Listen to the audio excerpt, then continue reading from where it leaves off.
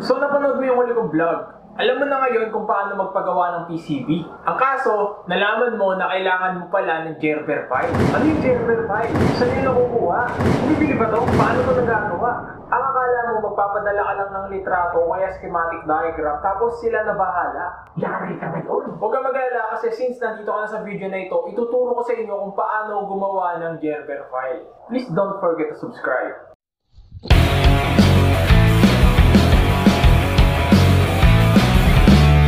Simulan natin sa ano nga ba yung Gerber file. Ang Gerber file is yung file na kailangan mong ipasa sa mga PCB manufacturers. Naglalaman ito ng PCB layout na ginawa mo. Ito yung file na may file extension na .gbr sa dulo. Para lang sa kaalaman nyo, kung ipapagawa nyo yung mga circuit board nyo sa mga PCB manufacturers like JLC PCB, makina ang gumagawa ng PCB nyo. It means automated lahat. Hindi yan yung magpapadala ka lang ng litrato tapos kakamayin lang nila. Yung parang minekos-mekos lang yung circuit board mo, di ba? So yun, kailangan nila ng Gerber file kasi yun lang yung file format na naiintindihan ng mga makina nila. So ngayon may background na kayo kung ano yung Gerber file. Let's proceed naman sa kung paano ito ginagawa. So syempre, para makagawa ng Gerber file, kailangan mo ng isang malupit na software na gagawa ng PCB layout mo. Sa akin, ang ginagamit ko is EagleCAD. Actually, before gumagamit ako ng Design Spark, hindi siya user-friendly para sa akin. And I found this EagleCAD. Medyo madali itong interface niya, madaling maintindihan. That is the reason why ito na yung ginagamit ko hanggang ngayon. So, paano nga ba yung proseso? Paano ito ginagawa? Una, gagawa tayo ng schematic diagram. Pagkatapos, i-convert natin yung schematic diagram into PCB design. Dito ngayon mangyayari yung mga designing process natin. Pagkatapos mo i-design yung PCB layout mo, syempre, i-double check muna natin bago natin i-export into Gerber file. Ngayon, kapag na-export na siya, yun na yung file na i-upload natin sa mga website ng PCB manufacturers natin like JLC PCB. When I say kailangan natin gumawa ng schematic diagram, hindi nun ibig sabihin na kailangan natin mag-drawing ng schematic diagram sa kapirasong papel o kaya mag-download ng schematic diagram sa internet. Kapag sinabi kong gagawa tayo ng schematic diagram, ang ibig kong sabihin doon is gagawa tayo ng schematic diagram dun mismo sa PCB software na gagamitin natin. Ano ba yung kahalagahan ng schematic diagram? Bakit kailangan ko pa itong ulitin? Lalo na kung naka-drawing na to sa papel. Naintindihan ko kayo, ipapaliwanag ko sa inyo kung bakit. Kapag gumawa ka ng schematic diagram, sa PCB mo magkakaroon ng mga air wires. Yung mga air wires na to is magsisilbing guide kung saan mo dapat i-connect yung mga connection na i-kino-connect mo. No, mas mapapadali ngayon kapag nagma-manual route ka kasi na-highlight kung saang pin siya dapat nakakonect, kung meron ka pa bang nakalimutan or hindi pa na-i-connect. Ngayon, kung tinatamad ka mag-manual route, pwede mong gamitin yung auto router. Ngayon, sabihin natin natapos mo na i-connect lahat ng connections, kailangan mong i-double check yung PCB mo. Syempre, kailangan hindi mo i-double check yan tapos basta mo na lang ipagawa. Pwede mong gamitin yung DRC. So, itong DRC na ito, ipapakita niya sa iyo kung may nakalimutan kang i-connect, kung merong mga connections na sobrang dikit, mga connections na namali ka ng connect. So, itong mga features na ito is bumabase lang sa gawa mong schematic diagram. Ngayon, kung wala kang schematic diagram na ginawa, hindi mo magagamit itong mga useful tools na ito na makakatulong talaga sa iyo kapag gumagawa ka ng PCB. So, let me give you a scenario. Let's say, for example, meron kang tinatrabaho na komplikadong PCB. Komplikado to, di ba? Tinamad ka ngayon. Hindi mo ginawa yung schematic diagram. Kaya ngayon, nagpapakahirap kay manual route nang walang guide. E di, ang hirap nun, nagka-bulbul na yung circuit mo. Sabihin natin nagkamali ka. Binura mo yung pagkakamali mo. Ngayon, itatama mo na, ganito ka. Hindi mo na alam yung gagawin mo kasi, nagka-bulbul na yung utak mo eh. Tapos ka ngayon? O yun, sige na. Huwag na tayo magpaligoy-ligoy pa. Ngayon, ituturo ko na sa inyo kung paano mag-design ng schematic diagram. Simulan natin sa kung paano nga ba mag-add ng component. Para mag-add ng component, i-click mo lang itong add part. Ayan. Let's say for example, resistor na ang kailangan ko. So, i-search ko lang dito, resistor. Napakadaming lalabas, pero wala dyan resistor. Ngayon, kailangan alam mo yung footprint ng resistor na hinahanap mo. Dapat yung footprint ng resistor na meron ka is dapat tutugma sa footprint na ilalagay mo sa PCB layout mo. Kasi kung hindi magtutugma yung mga footprints nila, mahihirapan kang hinangin. Merong ilang paraan para malaman mo yung footprint ng component mo. Let's say for example, binili mo yung component online. Ayan. Madalas, naka-indicate na yung footprint sa title niya. Kung wala sa title, sa description, i-check nyo. So, since 1206 yung resistor na binili ko, yung lumalabas sa online shop, 1206 din dapat yung pipiliin ko dito. Ayan, 1206. Right click para ma-rotate. Left click para mailapag. Let's say for example, 5 resistor ang ilalagay ko sa schematic diagram ko. So ito lang, i-click ko lang ng i-click hanggang maging 5. Ayan. Meron na akong 5 resistor. And then, para mag-add ulit, add part ulit. Tapos let's say for example, IC, Mega. Ayan, ito yung footprint niya. TQFP32. Ayan. Ilagay ko lang yan dyan. Sabihin natin hindi mo makita yung footprint information sa pinagbilan mo. Pero pang isang paraan para malaman mo yung footprint niya. So, kailangan mo hanapin yung datasheet nito. Itong datasheet is yung naglalaman ng mga specific information about sa binili mong component. So, pwede mo itong search sa Google, type mo lang yung part number ng component mo, dugtungan mo ng datasheet and then PDF. Then, search mo lang yung datasheet doon. Open mo yung PDF file. Isa sa mga pages na yon naglalaman ng footprint information. No? Hanapin mo yon. Then, pag nakita mo na yung footprint niya, syempre, kung ano yung footprint na nakita mo sa datasheet, syempre, yun din ang isa-select mo dito sa Eagle CAD para hindi ka magka-problema. Tugma yung mailagay mong component. So, let's say, nailagay mo na lahat ng component sa schematic diagram. Kaso, rumble, naguguluhan ka. Gusto mong i-organize kasi napakagulo. No? Simple lang. Click mo lang itong move tool. Ayan. Click mo yung center point ng component. Itong parang plus na nasa gitna ng component. Ayan. Pwede mo na siyang galawin. Pwede mong ilagay sa kung saan. Ngayon, gusto mong rotate, right click para ma-rotate. Left click para mailapag. Ayan. Click yung center point. Right click para may rotate. Left click para mailapag. Ulit-ulitin mo lang hanggang sa ma-organize mo na lahat ng component. So ngayon ay pwesto mo na lahat ng component mo. E di gusto mo nang i-connect silang lahat. So simple lang.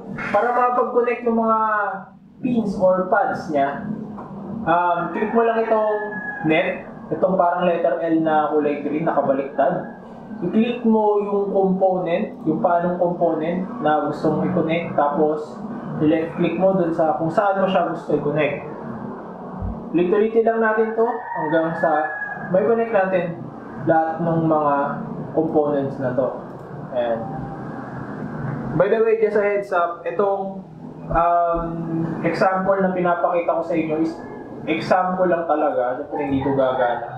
Sabihin natin na-connect mo na lahat. Ngayon gusto mong bigyan ng pangalan yung mga component mo. So ganito lang, i-click mo lang itong name.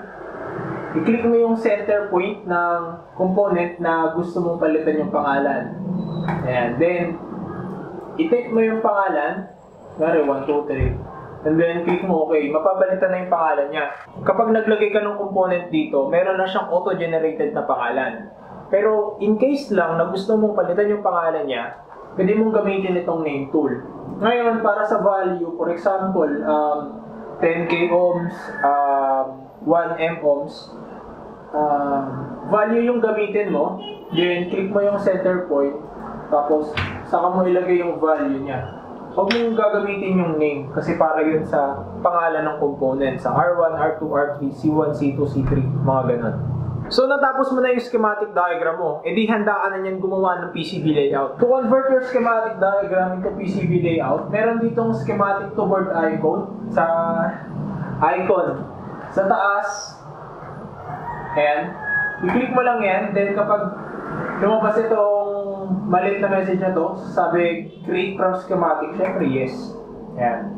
So itong dilaw, ito yung circuit board, ito yung pinaka PCB ko. Then itong mga nasa gilid, ito yung component na galing sa schematic diagram.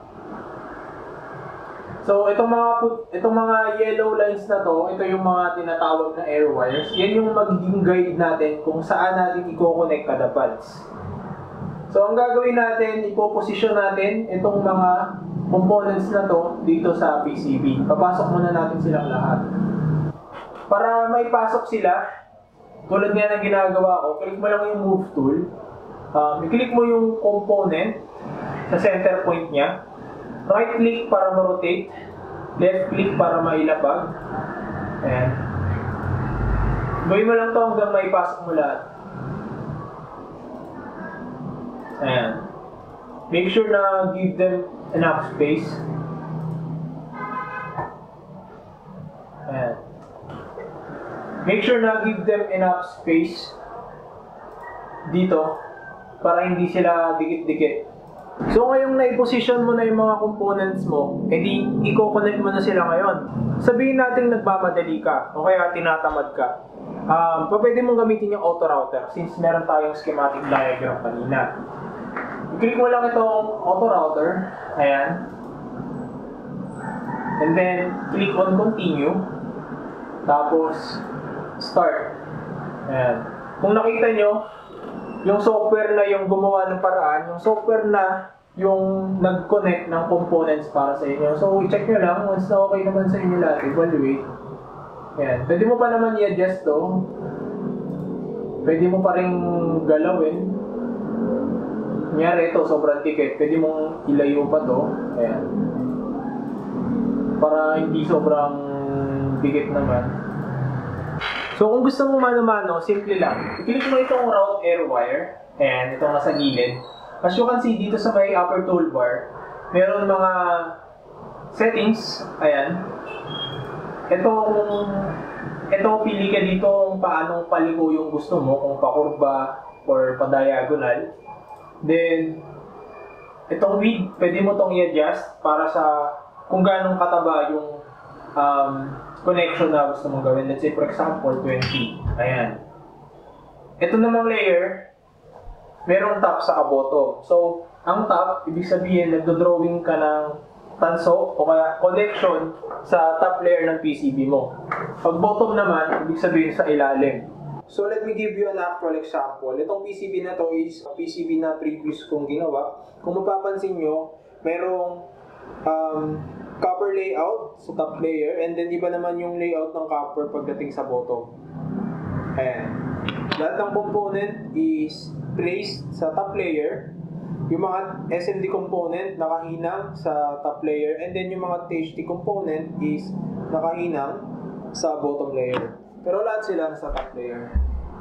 Now let us go back sa ating PCB layout. So kung gusto mong mag-drawing sa top, gumawa ng connection sa top layer, syempre dapat naka-select yung top. Ayan. And then, i-connect lang natin siya. So kung napapansin nyo, for example, ito, i-click ko to. Ayan. Na-highlight siya.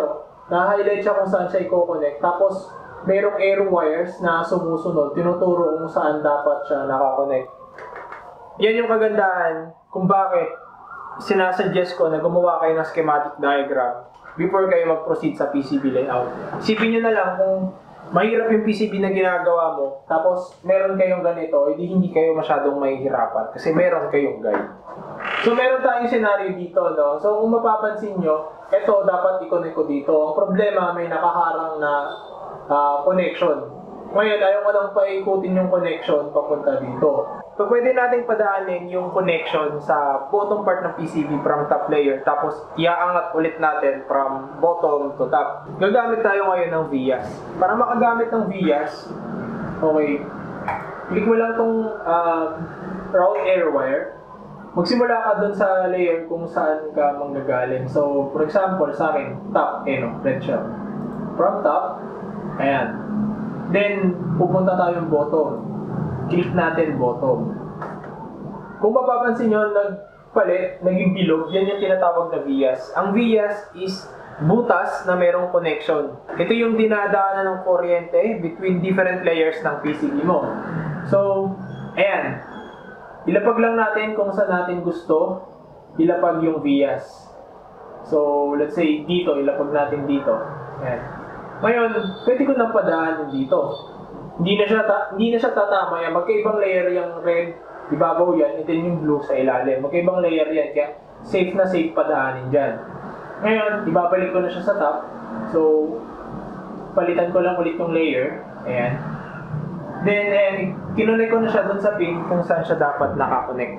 So, let's say na i-connect ko na lahat. Now, it's time na para i-adjust yung outer dimension niya or yung pinaka size sa hugis ng PCB mo. Click mo lang itong move tool. So, itong pinaka-gilid. I-click mo lang yan para i-adjust. Malitin mo lang siya sa kung anong trick mong size. Siyempre, pangit naman ng PCB mo kung sobrang laki, tas ang liit lang ng laman, di ba? Parang ampaw. So, palilitin mo siya ngayon. Ngayon, kung gusto mong makita yung itsura ng PCB mo in actual, meron ditong small button sa gilid, named Manufacturing. I-click mo lang yan. Ayan ang itsura niya kapag nagawa na. Yan yung top side, then yung bottom side is ito. Ayan o, yung nag-iisang kulay blue line, ito yan. Yan yung vias, yung dilaw. And then kapag sinilip mo sa top side, yung paletter L na yan is hindi mo makikita. Pero ang nakikita mo is yung vias niya. Okay? Sabihin natin satisfied ka na sa PCB mo, edi excited ka na nga yung i-export. Huwag muna. Double check mo muna yung PCB mo. So, para ma-double check siya, click mo itong BRC. Ayan. And then, i-click mo yung check. Dito, lalabas yung lahat ng mga mali mo, pagkakamali mo. So, sa akin, meron akong dalawang airwire. Ibig sabihin, meron akong nakalimutan i-connect. As you can see, every time na kiniklik ko each error, tinuturo niya kung nasaan. So, lapitan natin. Siyempre, dapat lahat ng mga mali mo dito, maitama mo. Kasi kung hindi mo maitatama to, yari ka. So ngayon, i-export na natin yung PCB layout mo into Gerber file. Simple lang naman, no? To export your PCB layout into Gerber file, i-click mo lang itong File, CAM Processor, and then i-click mo itong Gerber. Make sure na naka-check itong Export as zip, then Process Job. I-save mo kung saan mo gusto i-save. Let's say, for example, desktop. Ayan. Ito na. Ito na yung in-export kong PCB layout. No? Laman na itong zip folder na to yung mga Gerber files. Ayan. Ayan yung iba't ibang layer ng PCB layout ko. Hindi naman na natin kailangan i-extract ito. Actually, si JLC PCB nga, nire-require na mas magandang naka-zip folder yung mga ipapasa nating documents sa kanila. So let's say for example, ipapagawa ko siya kay JLC PCB, i-upload ko siya dun sa order page. Okay, ayan. Then, click lang natin yung order. Sino ba yung order na yun? Click lang natin yung order. And then, i-drag lang natin to. Diyan, ayan. Naglo-loading na yung Gerber file ko.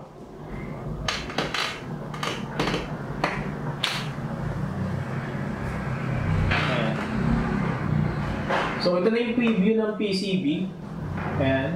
Pwede natin iba-ibahin yung kulay. Depende sa kung anong trick mo. Ayan. So ganun lang kasimple mag-export ng Gerber file and then i-upload kay JLC PCB. Then i-continue mo lang yung order tapos meron ka ng PCB layout. Di ba? So ayun, naituro ko na sa inyo kung paano gumawa ng PCB layout and kung paano i-export into Gerber file.